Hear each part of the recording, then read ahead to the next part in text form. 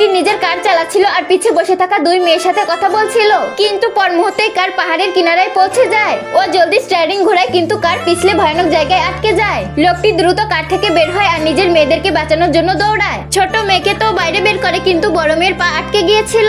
বড় বোন বাবাকে বলে প্রথমে ছোট বোনকে বের করো, তারপর আমাকে বাঁচাবে।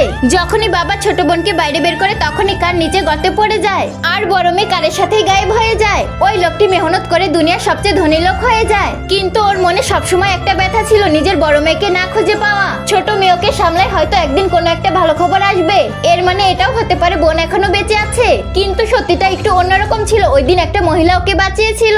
ওই মহিলাটির নাম ললিতা ছিল। ও নিজের জান বাঁচানোর বদলে মহিলাটির ছেলেকে বিয়ে করে নেয়। ও রাতে মেহনত করতো, তিনটা জব করতো যাতে ওর স্বামী ভালোভাবে পড়তে পারে। গ্রামের একটি মেয়ের এটা একদমই পছন্দ ছিল না, কারণ ও সবসময় আর্জুনকে বিয়ে করতে চেয়েছিল। এই জন্য ও কিছু গুন্ডা নিয়ে মেয়েটিকে পেরেশানি করতে এসেছিল।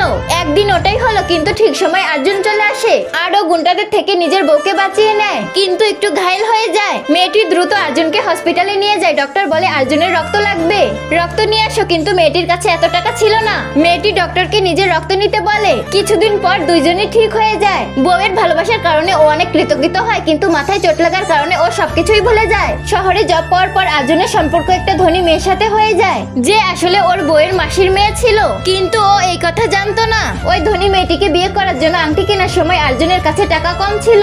তখনই ওর বউ নিজের জমানো টাকা আর নিজের গয়না বিক্রি করে নিজের স্বামীকে টাকা পাঠিয়ে দেয় ওকে সাহায্য করার জন্য। ওর মনে হয় ওর স্বামী কোনো মুশকিলে আছে, কিন্তু টাকা পাঠানোর পর স্বামীর ফোন বন্ধ হয়ে যায়। কিছুদিন পর যখন ওর শাশুড়ির মৃত্যু হয়, তো ও শহরে যায় নিজের স্বামীকে বলার জন্য।